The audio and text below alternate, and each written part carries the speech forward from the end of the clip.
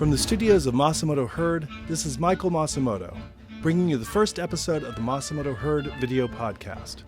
Brought to you by Masumoto Herd, reclaiming craft for art. That's Masumoto Herd, craftsmanship so beautiful that we've been destroying our viability as commercial artists since 2010.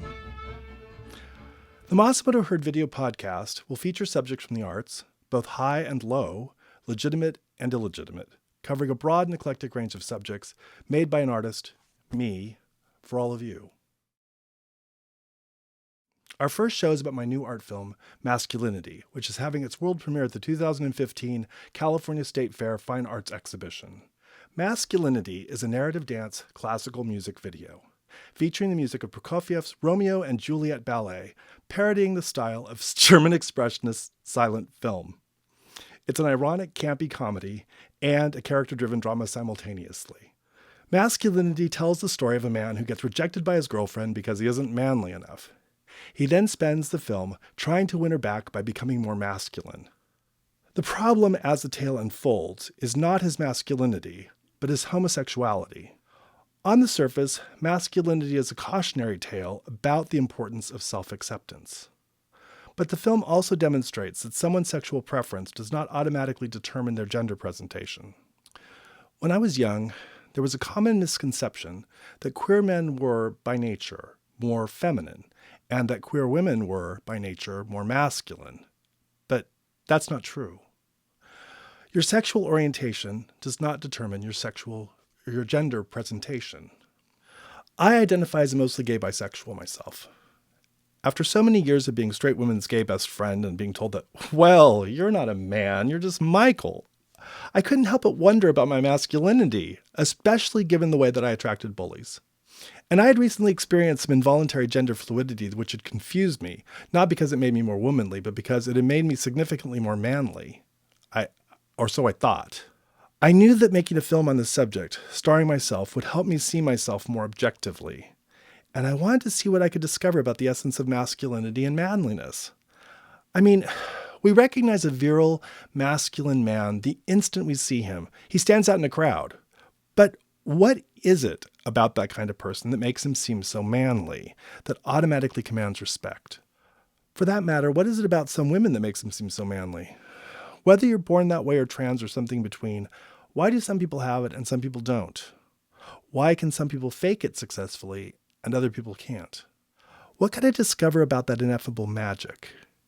And if I discovered that I didn't have some, could I develop it? In this documentary, I'm going to give you a behind-the-scenes look at the making of my film, talking about some of the funny things that happened and some of the obstacles we had to overcome. I'm also going to share with you some of the things I learned about masculinity and sexuality. You wouldn't think looking at me today that I could ever have had any doubts about my masculinity, but I did. For the first 45 years of my life, I was a bully magnet. I could never be manly enough. It wasn't like I didn't try. But it didn't matter what I accomplished, or how successful I was, or what look I adopted, or how I behaved, or even how popular I was. I was just one of those poor saps that gave off an ineffable aura that said, weenie, kick me.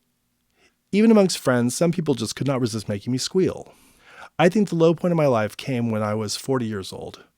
I was bullied, then physically assaulted by a 12-year-old girl at a film festival. That incident really affected me.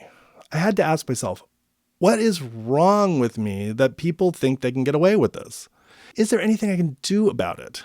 So I tried everything. Everything I could think of, but nothing worked. At the same time, I was having some serious health problems. Together, they led to a complete mental breakdown. But during my years of recovery, people gradually stopped bullying me. I just lost that magnetic pull that I'd had for bullying. When I very recently realized that I wasn't suffering anymore, again, I had to ask, why? Was it some inadvertent trick I'd picked up? I didn't feel like I was doing anything all that differently. Whatever it was that I was doing, I didn't want it to stop. Was it something I was doing? Or was it something else? I needed to know for my peace of mind. I knew one thing that had changed, and only one, but could it really have made such a difference? So I began work on the film. Artistic projects provide windows into the minds of their creators, the unconscious minds of their creators. When I make a film, my primary goal is entertainment. But as a byproduct, I found out a lot about myself because of the way that I work as an artist. When I started this project, I was still carrying around that knee-jerk nonsense from my youth, that the level of manliness I exuded was somehow naturally tied to my sexuality. I mean, gaydar often works. It made me feel like I was carrying around a gigantic target on my chest. I always set off people's gaydar. I came of age in an unenlightened era when my only pop culture role models were embittered queens, limp-wristed barflies molesting men in public restrooms, and mass murderers. I knew that was all bullshit, but it still left a mark. Even after I discovered in later years that extremely masculine stars like Rock Hudson and Raymond Burr and Walter Pidgeon and Randolph Scott were either gay or bisexual, that knowledge didn't just erase the scar from my psyche. Some part of me kept fearing that homosexuality made you give off some unmanly vibe, and that made you vulnerable to attack. Never mind that my husband is the butchest nerd on the planet and never sets off anyone's gaydar. Logic did not reduce my fear. The fact that in the 1990s in El Cerrito, I came this close to be killed by a gang of 5 guys who were out to bash some faggots did not help my peace of mind. It had been more than a decade since I had played a new character part on film. In my early creative works, the parts I wrote for myself came off as ineffectual, weak, narcissistic, not always by design. When I cast myself as Narcissus, I was expecting to take some flack, but the other roles took me by surprise. I even cast myself as Romeo once. My characters always came off as ineffectual. I fought it for years, but eventually I had to accept the reality of my stage persona. I was the guy you loved to hate. So when I decided to revisit the Romeo character for Masculinity, I just assumed he would play as he had 20 years earlier, a sweet loser, charming but annoying. And that's how I played him in the opening scene, before the makeover, wide-eyed with that campy, candied innocence. I thought he'd be getting kicked around. Then I had to cut my hair so I could shoot the ballet with Dee. Films are often shot out of sequence. Dee is the caretaker for her 84-year-old Alzheimer's-stricken father, so she could only commit 2 afternoons to work on the film, and they were all at the beginning of my shooting schedule. The ballet was the heart of the story, so I figured I could shoot it early and build everything else around it. But the first of our 2 shoot days together did not go well. By the time we were done, we had exactly 3 usable shots in the can. The first 3 shots of the ballet. We knew we were in trouble. The shots were beautiful and sensitive and moving, but we had almost nothing, about 30 seconds of a 2.5-minute dance. And we only had 1 more shoot day. I'll talk about that craziness later. But in the editing room, who was that actor? It couldn't have been me. My characters were always so wimpy. This character was exuding a palpably masculine vibe. Tender, sympathetic, determined, very relatable. I thought he'd be all dressed up as a manly man, but be so wimpy that he would feel like a poseur, a wannabe. This actor, who couldn't possibly be me, was all man, a big, butch teddy bear. I didn't have time to consciously think about it. I was too busy worrying about getting us out of the horrible fix we were in. But my character, however unexpectedly wonderful it might have been for me personally, was not funny. The only thing funny about the pair of us was our clothes. And with these shots to start the ballet, maybe I wasn't making a comedy. So, back to the beginning. The film got so crazy because I had suffered from writer's block for 4 months. I had no script, no storyboard. When I finally woke up, I had just a little over 4 weeks before the film had to be delivered. I worked a few ideas into an outline. Dee and I would film some comedy improv, which I would cut to a piece of classical music. The Prokofiev Romeo and Juliet ballet. I thought Dee and I would be funny pretending to be Margot Fontaine and Rudolf Nureyev, and that we'd climax with like a piece of slapstick like the Dance of the Hours in Fantasia. Well, that was my original concept, at least. I needed to own the rights to the recording so that I could distribute my film freely. I'm a classical musician, so that wasn't really a problem. I just had to cut my own music track. Just. The Romeo and Juliet piano piece turned out to be much harder than I thought. It wasn't that the notes were so hard. It was how exposed and transparent the notes were, and the way you had to separate multiple layers of texture simultaneously, and do all that while you're filling the piece with incredible passion. To make a top-notch recording, I needed to build all those notes into the involuntary musculature of my hands, but I didn't have that kind of time. To force what I could of the notes into my involuntary musculature to make that recording, I suffered, playing 8 to 12 hours a day, for 7 days straight, with a defective pedal, no less, that kept ruining most of my takes. I bruised my hands and I shattered all of my fingernails into the quick, but I got a decent recording. You probably didn't even notice the music. For you, it was probably just another film score. But that recording, for me, we live in an era of recorded music where we are so accustomed to listening to the greatest performers in history, we take that kind of musical accomplishment for granted. In classical music, that is a very high bar to clear.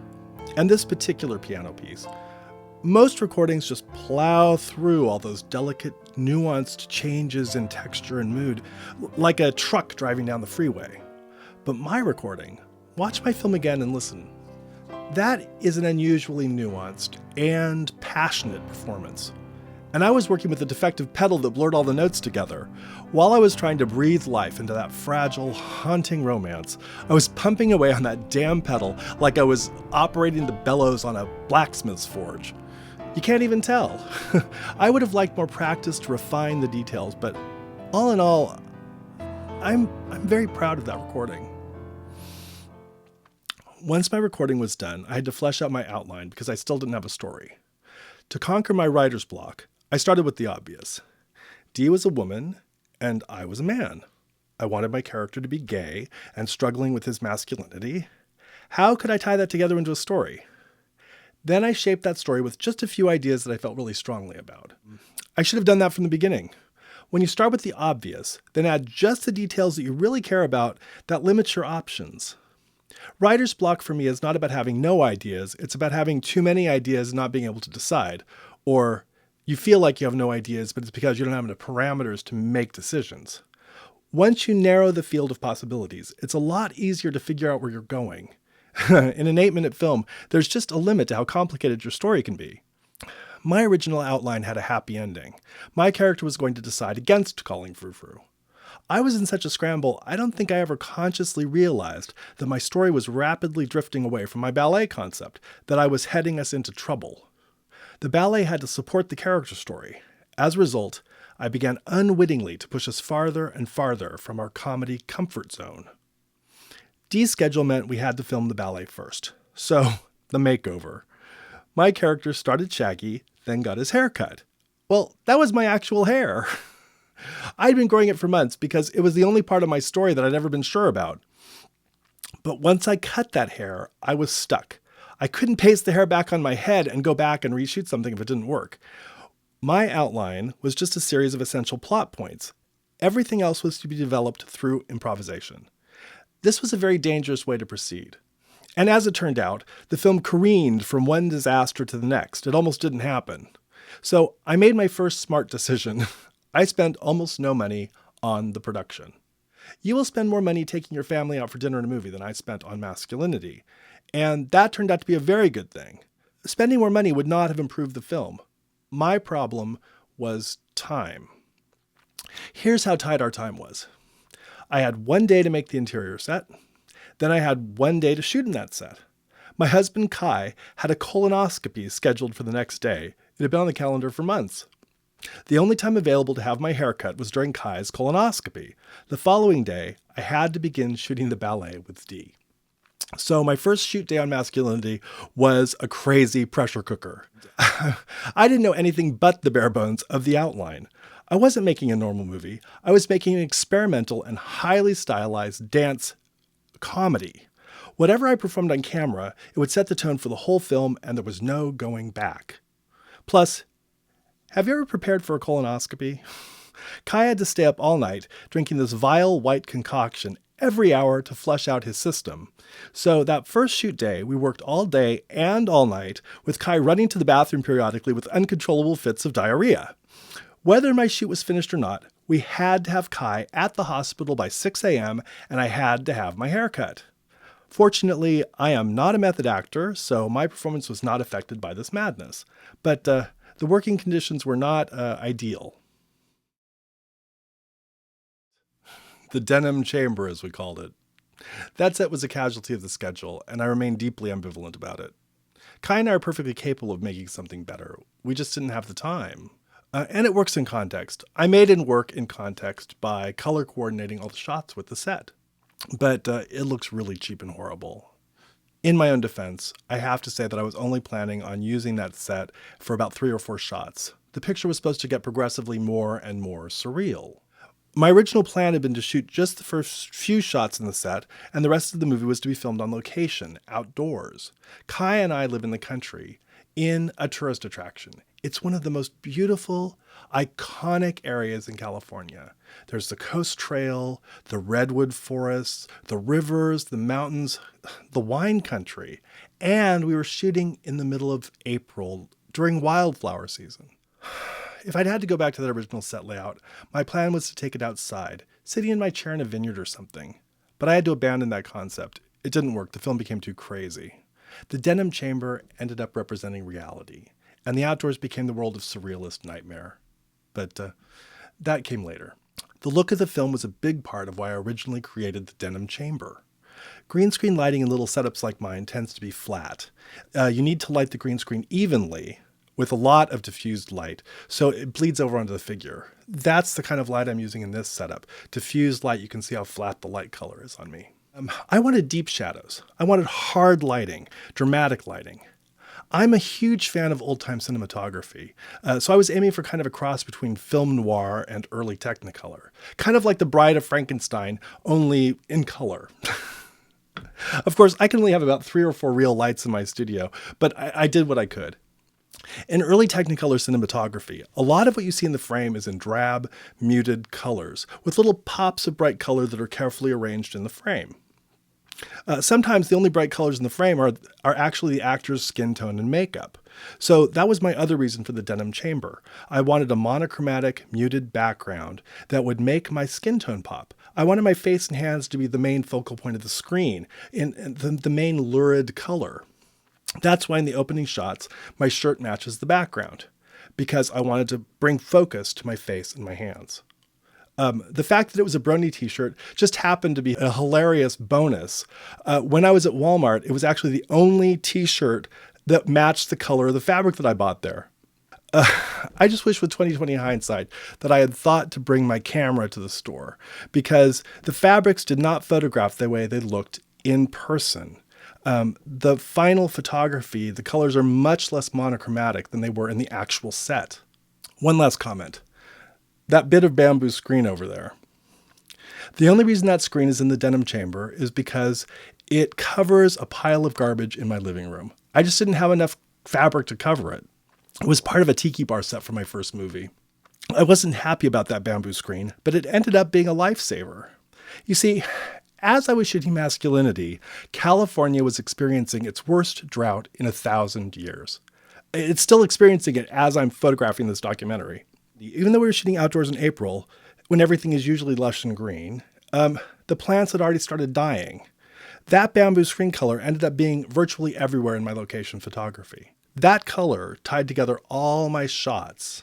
After a while, I began selecting for that color in order to get 2 shots, which were taken in 2 different locations at 2 separate times, to feel like they were taken at the same time, the same moment in time. For instance, when Frou Frou turns into the lumberjack, raises her arms, and begins the ballet. Those shots were taken in reverse order. The beginning of the dance was the first thing Dee and I shot. The close-up leading into that dance was taken almost a week later, in another city. I just made sure the shot composition and the colors were complementary, and that Dee performed the same motions in the same order. I bet you didn't even notice. After the colonoscopy, haircut, and edit day, I drove to Hayward to meet Dee for our first shoot day together. This was when things began to go really wrong. It started off well. Dee greeted me dressed exactly as you see her in the finished ballet, except under the red flannel, she wore a sky blue t-shirt with a hot pink Superman logo on the chest. I mean, it was a scream. But the colors blinded me. It was one joke too many. It just had to go. The mustache was going to be weird enough. We drove to Middle Harbor Shoreline Park in Oakland, this bizarre urban park hidden amongst the loading docks on the bay. The great thing about this park is its remarkable view of the San Francisco skyline. I wanted us to dance in front of that skyline. I thought it would be so romantic. Unfortunately, I had forgotten about one thing.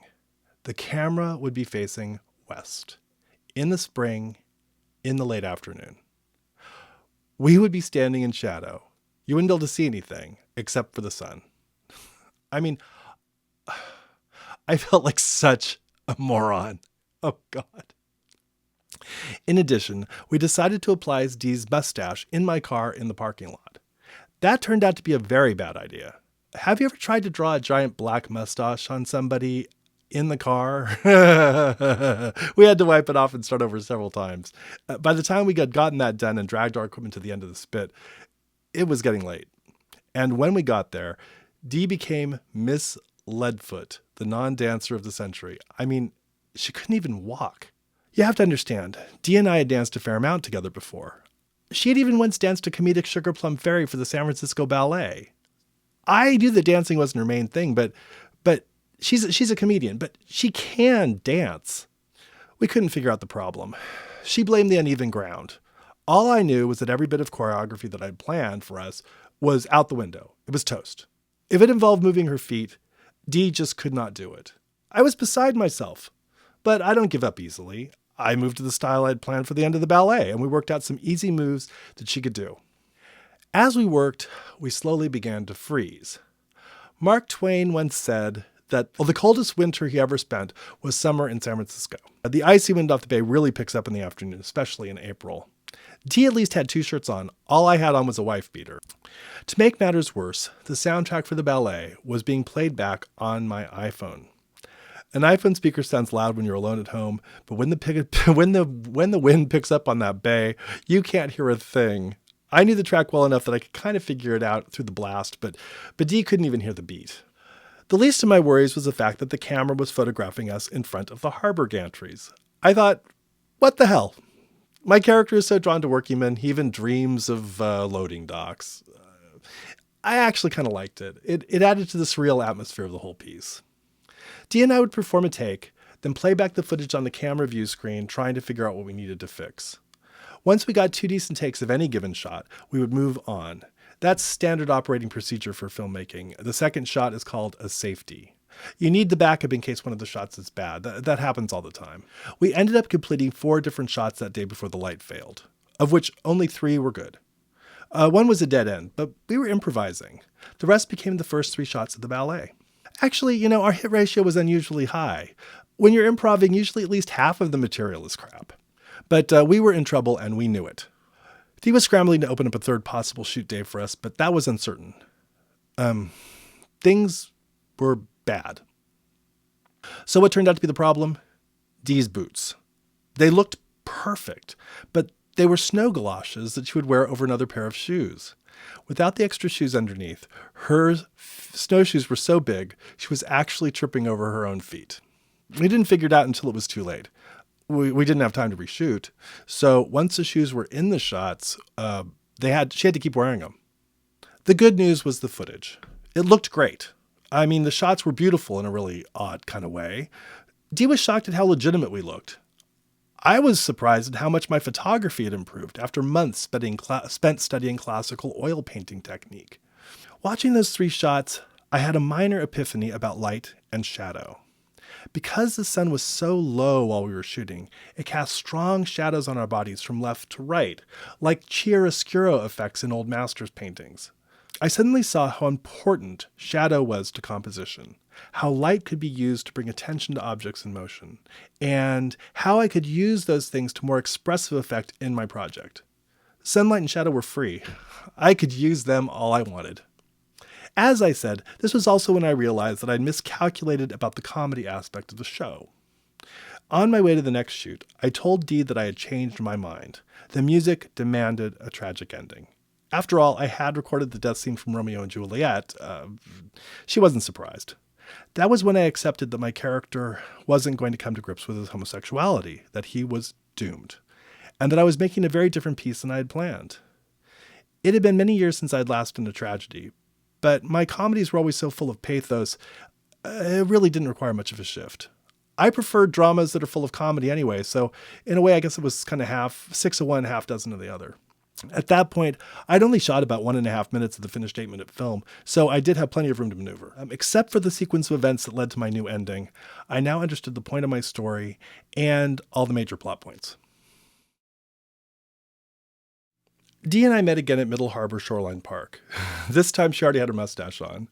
She said that she had gotten some very odd looks from people as she was driving to the park, but she just smiled and waved. So we began to work back out on the spit. I'd picked up a cheap speaker from Target so we could hear the music this time. The first shot. Oh God, poor Dee. There were a lot of geese living on that spit. When Dee stretched out under the bush, she immediately put her hand in a pile of goose poo. She then spent most of the next hour sitting or leaning in poo. Ah, the glamorous life of independent film.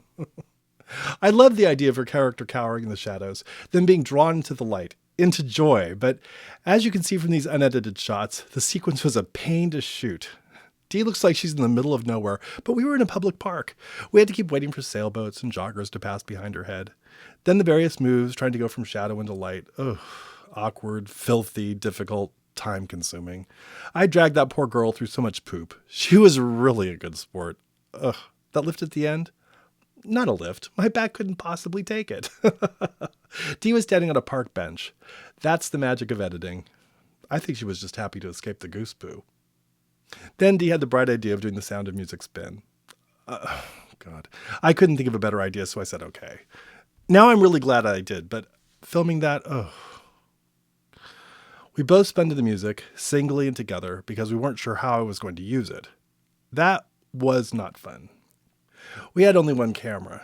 Every time we changed the aspect, one or both of us had to spin for the entire length of that sequence, each take. And this wasn't just once or twice. We had to do it take after take after take after take. Oh, God. Spinning made you so dizzy, you would ruin the shot by spinning out of the shot or falling down nauseous or just looking miserable. I mean, remember, we had to look ecstatic. It was unbelievably awful. Julie Andrews, when she did The Sound of Music, said that every time the helicopter came over her to take that shot of her spinning on the hillside, she would get knocked to the ground flat. I mean, that must have been horrible, but I think what we did was worse because we had to do so much more of it. As we worked, I struggled to develop the narrative of the ballet. Up to that point, I had known where we were headed. The next shot, the Fontaine and Nureyev move that had inspired me, where Juliet vacillates between fear and desire. I also knew at some point that my character would pose the lumberjack and turn her into Eugen Sandow, the famous 19th century bodybuilder. And I also knew where the ballet ended, with the kiss. My original choreography had placed those three events all at the end of the ballet, one leading into the other. Once again, we were in trouble. The Fontaine-Nureyev move had proven more difficult than I had anticipated. Dee needed time to work out her part in front of a mirror. We didn't have that time. My original vision for the ballet had not involved Dee playing a dramatic ingenue. My intent had been defiant, to expose our age, our weight, our inappropriateness for our roles, and then have our characters triumph romantically despite all the ridicule. I had assumed the ballet would make us look stupider than it did. So I had started off the first shots very seriously to set up the comedy that was to follow. Much to my surprise, some ineffable magic had occurred on screen. Our characters became such tender, warm people. I simply could not turn it into the Punch and Judy show that I'd intended. The Fontaine and Nureyev bit was nearly our downfall. Playing that kind of timidness is not really Dee's thing. It strikes too close to home. It's not that she has any objection to playing it. She just doesn't enjoy it. Later in the editing room, I found barely enough material to keep the magic afloat, but while we were shooting, I was freaking out. To top it all off, the light was failing.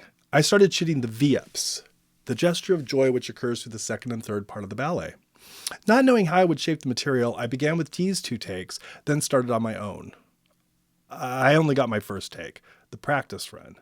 My iPhone ran out of battery power. Without music playback, I couldn't get my second take, and I never did. The film uses my practice run. The sun was starting to set. Our second shoot day had come prematurely to an end, and there was almost a minute and a half of the ballet to shoot. I was beside myself. Dee, bless her heart, cleared a third shoot day for us, her last. She canceled so much stuff she made my head spin. But that had to be it. We gathered up our stuff and started walking back to the car. Out of sheer desperation, I plopped down the camera any place that looked even halfway photogenic and had us improvise romantic moments together. What the heck? There was no way we could finish the dance, not the way I'd intended. better something than nothing. 3 of the 4 improvs we performed on the way to the car ended up in the finished film, in the order we shot them. In the one rejected shot, we let off steam. We stopped playing our characters. That's just the 2 of us giving each other crap. Not very romantic. And the spinning around, well, you can see why I couldn't use that. That moment was what I originally thought the entire ballet would look like. A couple of goofballs acting like idiots, which would have been fine if the more serious material had failed. Dee and I could have turned that ballet into a farce in a heartbeat.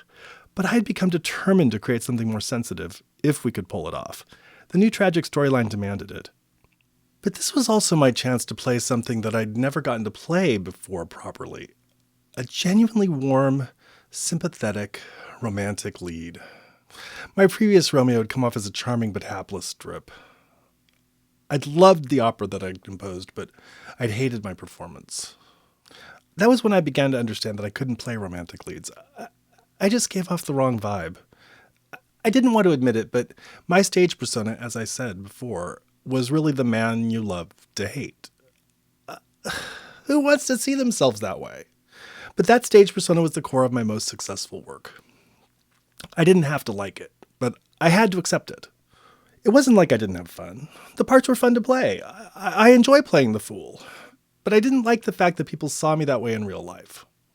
There's a Bugs Bunny cartoon with Daffy Duck, where Bugs just stands on stage doing nothing, and the crowd goes wild with applause, incredible enthusiasm.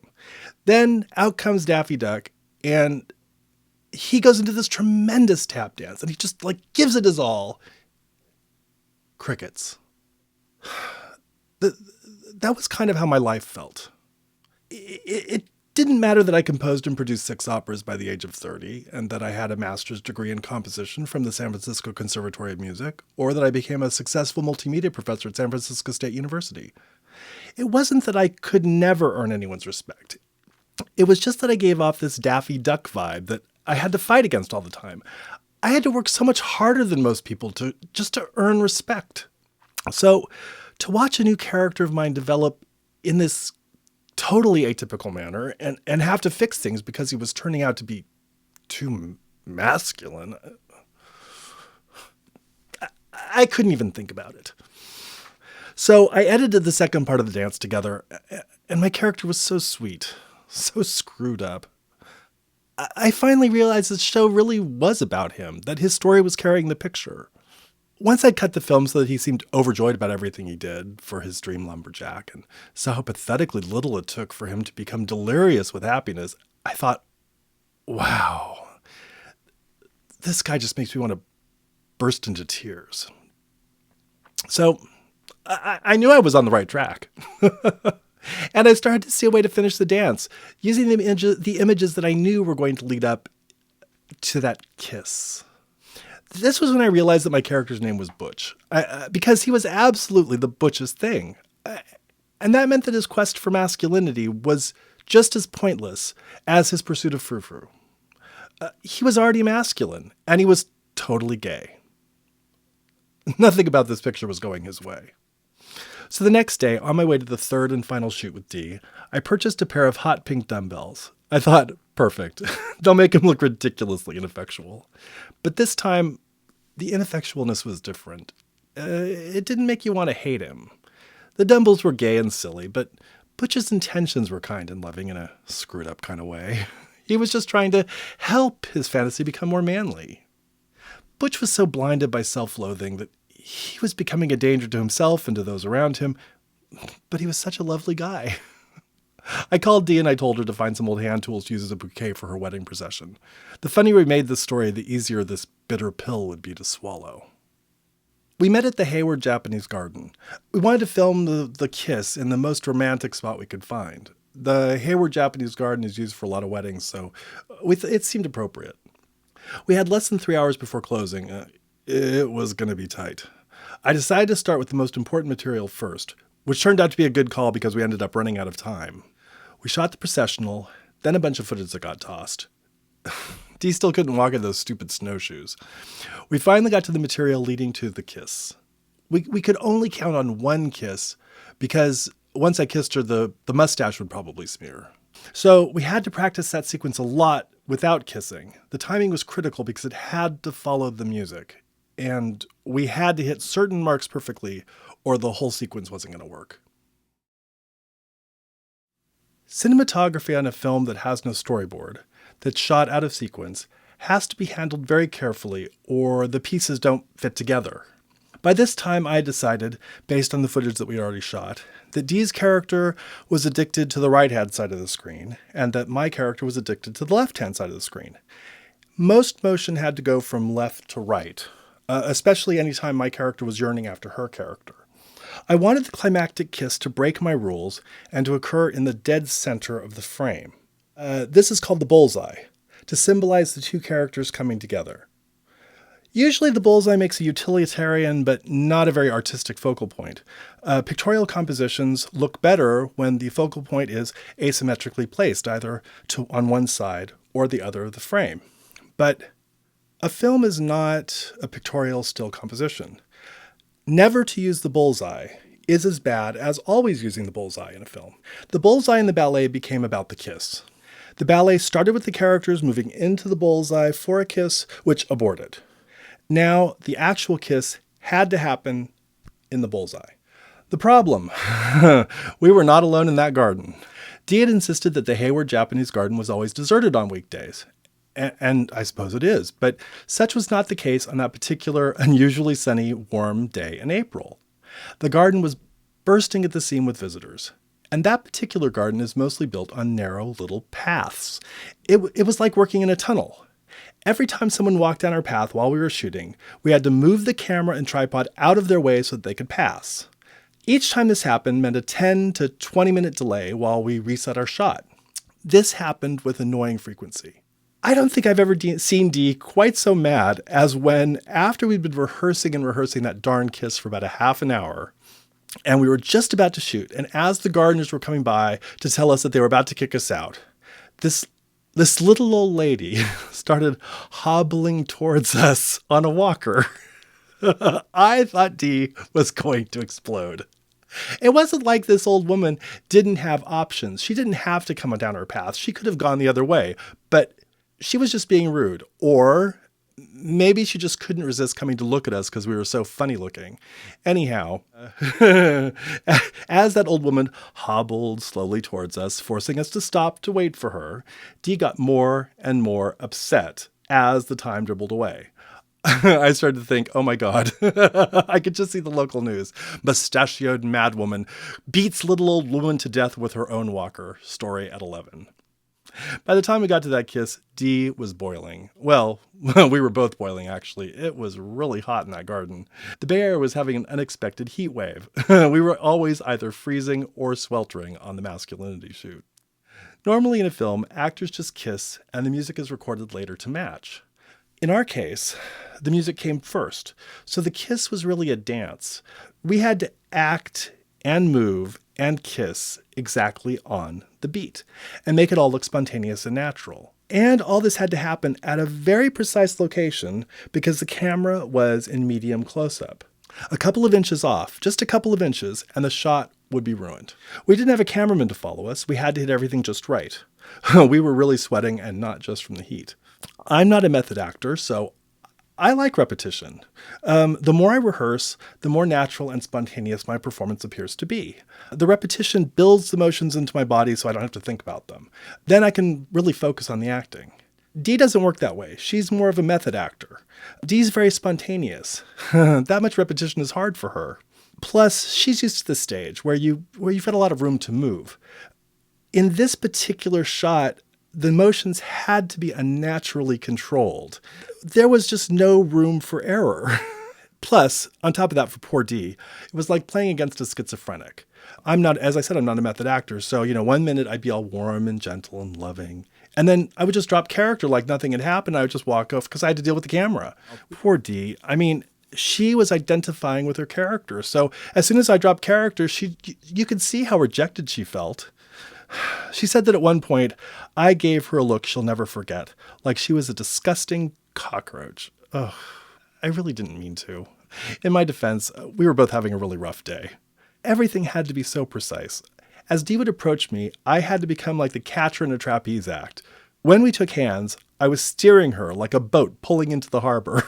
We had to hit that mark. There was no room for error. I had to act like I wasn't doing any of that stuff, like I was just a big vulnerable dope getting married. To a woman who looked like Super Mario's transgendered brother Super Guido, I must add. I mean, it wasn't like I had an easy job. She was really odd looking in that getup.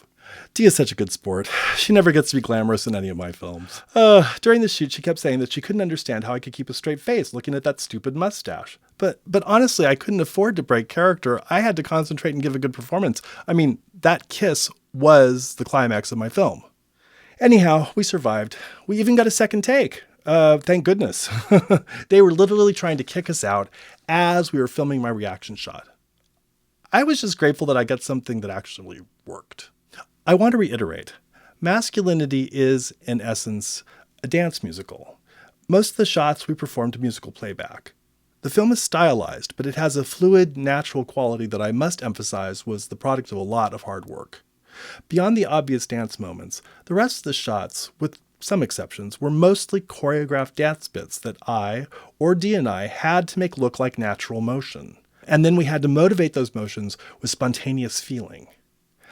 The film plays out like a normal comedy drama, but it isn't. It's a dance. Have you ever tried to help someone perform bicep curls to a slow, rhythmic pulsation? I couldn't keep a straight face. I kept thinking, what have I gotten myself into? Dee and I spent the rest of the afternoon shooting the transformation sequence and the exercise footage. Lots of exercise footage. I had to turn off the music.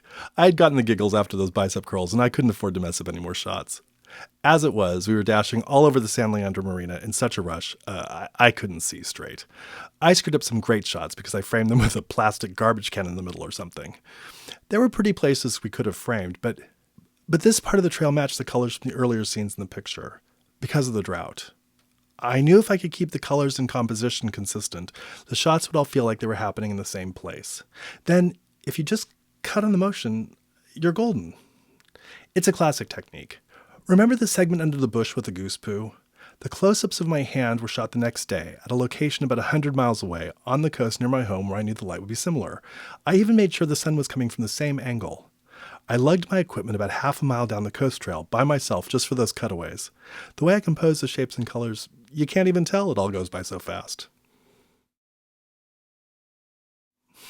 Filmmaking is not about reality.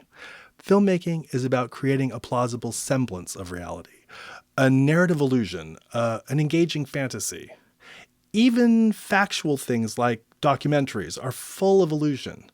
You have to compress time, juxtapose or intercut events that occurred weeks or years apart, create a sense of mystery and pacing and drama, highlight hypocrisies or strange parallels, cutting together shots that create an impression that was not explicitly in the original footage. If films were actually real, they'd be boring. I mean, just think about how long it takes to cook and eat a bowl of ramen noodles. Once you cut out all the boring parts, it's not real anymore. It all becomes a matter of artistry and presentation.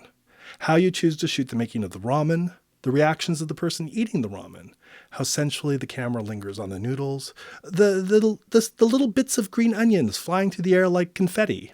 How you choose to shoot the images become something else, symbols pregnant with meaning, about something greater than just the making and eating of noodles. Whether you see ramen noodles as a depressing symbol of poverty, a luxurious guilty indulgence, a nostalgic memory of childhood, or just food, the way you present the subject is everything. For instance, the feminine frou-frou footage, which we shot late at night on that last shoot day together. Dee played her as a stupid bitch, which was what we both thought was appropriate. But we added touches to highlight her personality, the cheap, tawdry makeup, the frilly feminine blouse and hat. Dee said looking at this footage that she felt so depressed thinking about Butch's situation. What a low opinion he must have had of himself to struggle so desperately to please this horrible woman. The way the shadow falls on the wall, mimicking her actions, as Frou-Frou draws the mustache on her upper lip, like some homosexual vision of Ursula the Sea Witch in The Little Mermaid. Even though Dee is still wearing the lumberjack outfit on her bottom half below the edge of the frame, we used every trick we could to create a disturbing and rather hilarious illusion, this image of self-loathing and self-love, Butch's sad, warped dream of desire. Poor Butch. Society had taught him to hate his homosexuality so much he had to live in a state of complete denial. That's why his reactions were so extreme. If he accepted Frou-Frou's dismissal, then he had to start thinking about what he really wanted, and he couldn't handle that. Once I'd edited the last of Dee's footage into the film, I began to flesh out Butch more completely. I shot the rest of the opening interior footage, the disposal of the brony shirt, showing off the new look. Then the sequence where Butch is behaving in the most masculine way possible, trying to figure out how to become more masculine. It was an odd experience, having a character of mine come off in such a warm, positive, manly way. I could really skewer him without diminishing his likability. It was incredible, especially since the story was accelerating towards total condemnation of his actions. I mean, he just could not accept one shred of femininity. He wanted to reconcile with Frou-Frou, whose main qualities as a woman he had absolutely no use for. I knew I was going to be making him do some questionable things, but it was hard to hate him. He was so nice. I had to take him right to the edge. How far could I push it? What were the limits of this new persona? Before I could explore that, we had to finish the lead up to the ballet. Kai and I took a shoot day at the Cordham Trail near Goat Rock in Jenner. There's a great overlook way above the other cliffs where you can see everything around, and it's really close to a paved road with a clean, well-maintained trail. We shot the exercise footage up there, like some deranged TV aerobics program. It looks like we're in the middle of nowhere, but we gathered an audience for that too. That moment utilizes something called Verfremdungseffekt, an old Weimar Republic-era theatrical technique popularized by Bertolt Brecht and Kurt Weill in the Threepenny Opera, the musical that introduced the song Mac the Knife. Verfremdungseffekt, or alienation technique, is supposed to jolt the viewer out of identification with the main character to encourage a more dispassionate analysis of the underlying messages of the material. The Prokofiev Romeo and Juliet ballet was written about the same time as the Threepenny Opera and uses aspects of this alienation technique. That particular moment in the music is clearly intended to be verfremd, because shortly thereafter in the ballet, Romeo picks up Juliet's corpse and starts to dance with it. I mean, it is one cuckoo and incredible ballet if you've never seen it. I want to take a moment to thank my high school German teacher, Dorina Koopman, for my love of Brecht and German Expressionism. She changed my artistic life forever. Unfortunately, she died of cancer quite young, so she never found out what a profound effect she had on my work. But Masculinity has her fingerprints all over it. So, thanks, Coop.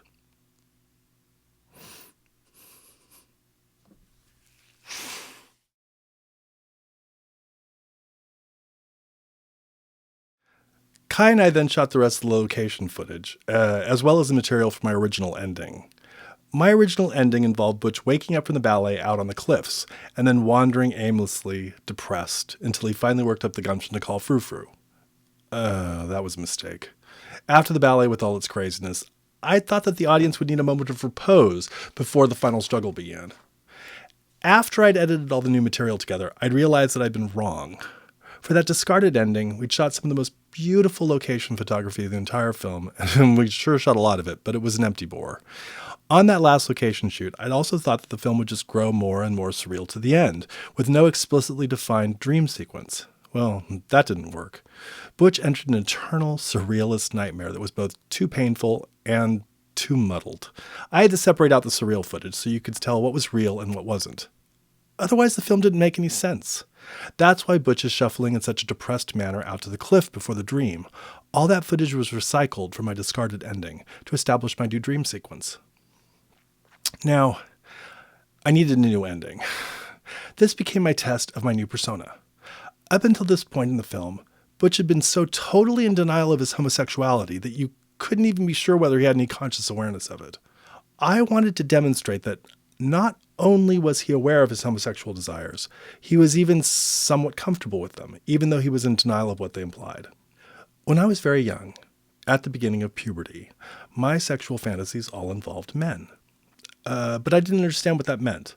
I just assumed that I was too afraid of women to fantasize about them, that these homosexual fantasies were some kind of temporary phase until I matured. Ugh, that's what all the books said. I know that sounds ridiculous today, but I grew up in a very unenlightened era. People did not talk much about homosexuality in public, and it was difficult for a kid in a small town to get reliable information on the subject. This was about 1977. There was no internet.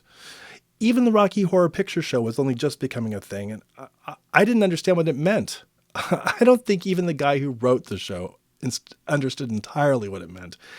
Most of us were clueless. So I worked out the ending for Masculinity, scripted it, loosely storyboarded it, really just some notes. By that time, I didn't need to draw the shots. The way I'd had to compose my images had been established by the rest of the film. Between scripting and shooting, I worked for 2 days on that ending. And for me, it was a personal performance triumph. The San Francisco Bay Area, where I live, is dominated by method acting, which is frustrating for me because I'm not a method actor. I respect my friends who do it, but it drives me crazy. There's no way a method actor could have performed that ending, at least not if he was being method. Remember, the music was not recorded to match my performance. Rather, my performance was constructed to match the music. I'm very proud that it feels spontaneous enough to fool you into thinking that it's not a dance, until you suddenly realize that it has to be, because everything about me, right down to the blinking of my eyes, is timed to the music. The climax of that section, the journey's end for Butch, comes when he picks up a Tom of Finland cartoon book. If you don't know Tom of Finland, he is the most iconic, gay, pornographic cartoon artist of the 20th century. His books are strictly for one-handed entertainment. From the grand Guignol Blue Occasional Table of Miraculous Things, Butch picks up his Tom of Finland porno book and demonstrates quite clearly that he not only likes what he sees, but that he regrets having to put it down to call frou-frou. I turned it into a joke, but it was the joke that turned Butch from a helpless victim into someone complicit in his own downfall. There are so many guys, even today, that are dominated by homosexual attraction and fool themselves into believing that it isn't significant, that they can safely deny the urges without hurting anyone.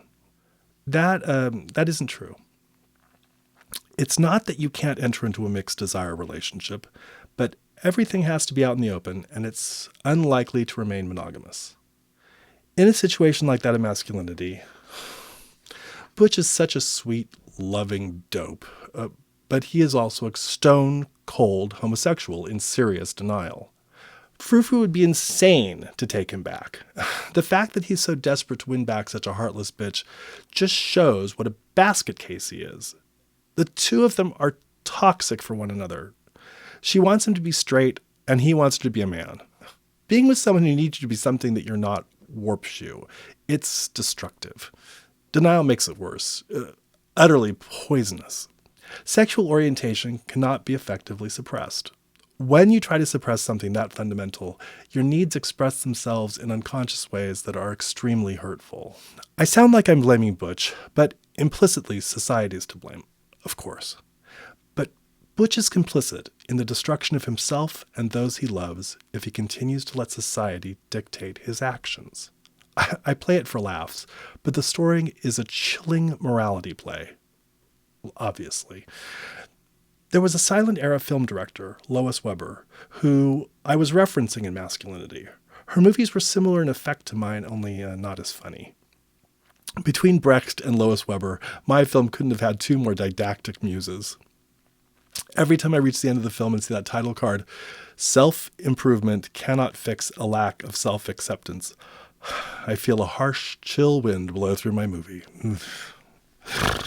I didn't give Butch any excuses to hide behind, but I was speaking directly to gay and bisexual men who are struggling with self-acceptance. My personal struggles with self-acceptance were not over homosexuality. They were over my bisexuality, my limited, fluid, and intermittent heterosexual desire. I'm mostly gay. For me, that part was easy. It was obvious.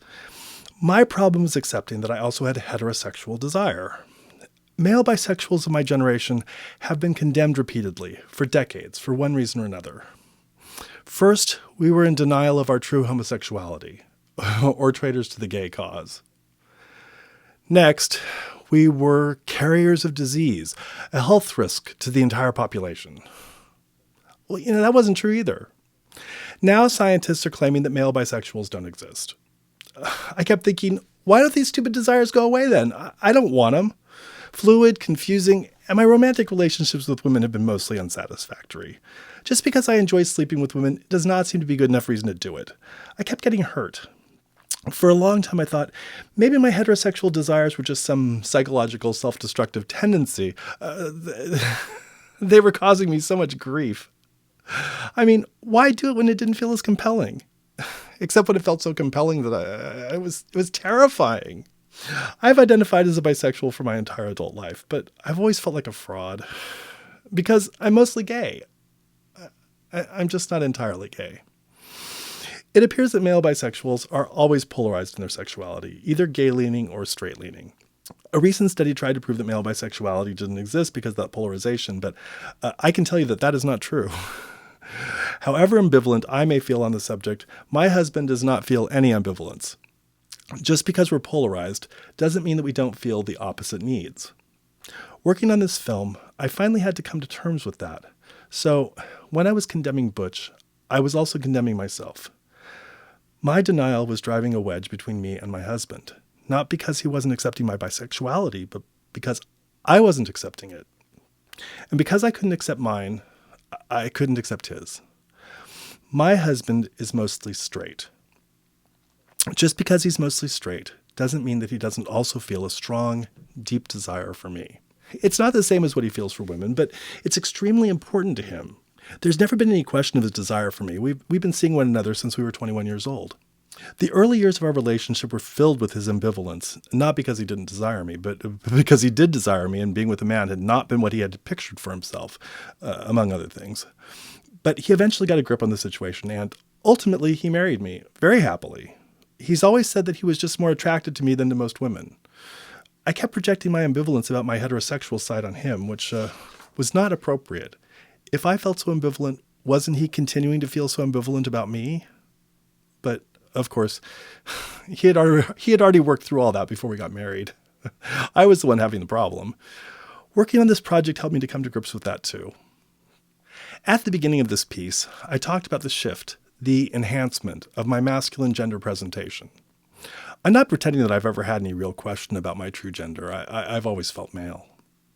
But if you imagine gender presentation on a spectrum, why did I move without any particular awareness from somewhere near the middle to someplace more intensely masculine? I mean, I've got a very butch haircut at the moment, but that same haircut didn't make an iota of difference when I tried it 7 years ago. With all due respect to my gay and bisexual brothers out there, I looked like a pansy with a flat top. Now, with the same hairstyle, the same clothes even, I give off a completely different impression. So, what happened? Well, I've talked about this before, but when I finally began treatment for my genetic disorder, a little more than 5.5 years ago, my life changed. I went from being sickly all the time to being filled with robust health. My body just doesn't produce as much of one particular amino acid as everybody else does. To maintain a normal level of this amino acid, I have to take a supplement every day. I can get the supplement any place. It's a normal vitamin pill. This amino acid affects how I digest fat, so I can think more clearly now. It also affects weight, which is why I became so stocky. What I've just learned, writing this conclusion, is that it also improves the way my body handles testosterone. If I'd known that before, I might never have made Masculinity. I just could not figure out what had happened to me. Now I know, and I feel like a fool. For the first 45 years of my life, I just wasn't processing testosterone correctly because of my genetic disorder. Now that I'm receiving treatment and my blood levels are normal for the first time, suddenly I'm getting all butched out. So yes, there was a reason. Have I learned something teachable? Yes, I have. I have learned that people are inordinately affected in their dealings with other people by considerations that are strictly biological, considerations that have no bearing on how talented, hardworking, thoughtful, accomplished, or worthy an individual is. When we first see a manly man and automatically defer to him, we are responding to a manifestation of a biochemical process that has almost nothing to do with whether that person deserves our respect or not. This kind of automatic deference comes from instinctive behaviors, not learned ones. I think we have to remember that we are animals. Very sophisticated animals, absolutely, but still swayed, even controlled by processes that are not strictly rational. Just because some of our processes are animal does not mean that they are worthless. Quite the reverse. We must respect our animal impulses. We just need to understand better how they operate. We like to believe, and I especially like to believe, that we are logical creatures, that our thought processes are somehow magically separated from our bodies. My experience shows that that is absolutely not the case. Growing more manly will not preserve me from all danger, obviously, but it did eliminate the Daffy Duck quality that I used to have to fight all the time that made my life such a misery. I'm still stunned to think that I could have had to fight so hard for respect just because my health wasn't perfect and my body wasn't utilizing testosterone properly. Chickens in a chicken coop peck the weakly chickens to death, but I used to think humans were beyond that. Now I'm pretty sure I was wrong. Perhaps these unacknowledged instinctive reactions are part of why women find it so difficult to ascend in positions of authority, such as in government or upper management. Before this change in my health, it didn't matter how accomplished or hardworking or anything else I was. I had to fight for every rung I climbed. With my body utilizing testosterone more normally now, people treat me very differently. If my experience is any indication, I suspect that we may need to pass laws to compensate for instinctual bias so women can achieve the equality that they so richly deserve. After all, if our level of testosterone utilization really makes that much difference in the respect that we are instinctively accorded by men and women alike, American society is all too likely to remain unfairly dominated by men. For the moment, I'm just going to enjoy the change in my situation with a lighter heart. Since it has a clear biochemical origin, it won't suddenly disappear. Whatever I'm doing differently is a function of my improved brain function, my improved overall health, and my increased testosterone utilization. As long as I continue to take care of my health, there should be no recurrence of the past because I'm actually a physically altered being. That's what I was worried about. Regression. When something occurs seemingly for no reason, might it not disappear just as rapidly? Now I'm going to stop worrying. Can you develop masculinity? Can you develop authority? These were the questions I posed to myself at the start of this project.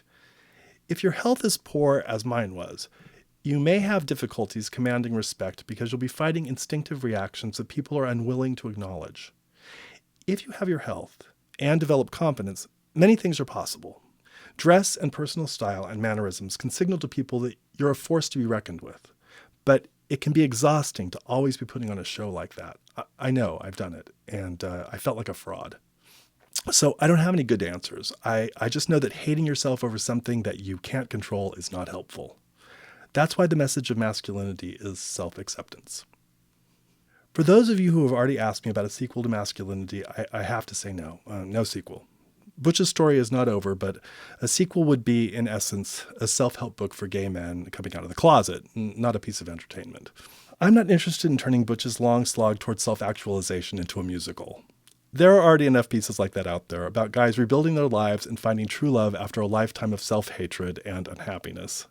They're very worthy and inspirational, but I don't even like watching them, so I can't imagine making one. Because of my improved health, I'm experiencing a creative renaissance, thank goodness. I'm already working on a new story.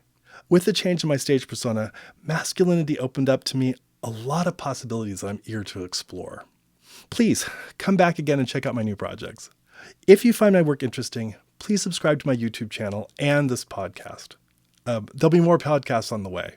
This one turned out a little longer than I expected, and it took a lot of time to write, but I had a lot to think about. Thanks for stopping by. I really appreciate it. Artists need an audience. If you like our work, please tell your friends. Kai and I thank you. Love from me to you. This is Michael Masumoto signing off.